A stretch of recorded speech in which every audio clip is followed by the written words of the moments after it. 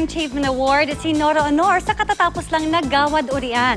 Ang nag-iisang superstar, bakit kaya naging emotional ng tanggapin ang award kagabi? Yan ang chika ni Lars Santiago.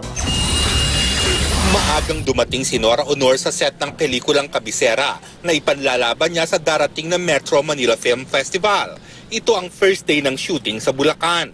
Kahit puyat si Nora dahil sa pagdalo sa Urian Awards kagabi, wala itong reklamo sa pagtatrabaho dahil gusto niya ang kanyang role sa Kabisera.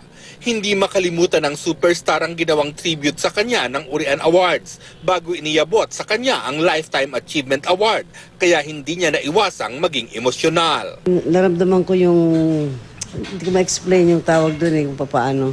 Hindi lang yung mga fans, yung pagpapahalaga, tama.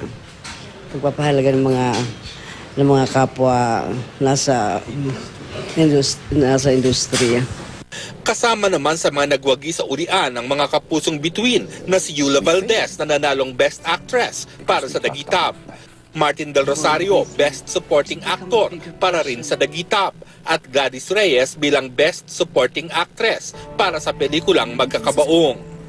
Babalik naman sa telebisyon ng superstar dahil magte-taping siya para sa karelasyon ng GMA sa Sabado, kung saan makakasama niya ang anak na si Lotlot de Leon at apong si Janine Gutierrez.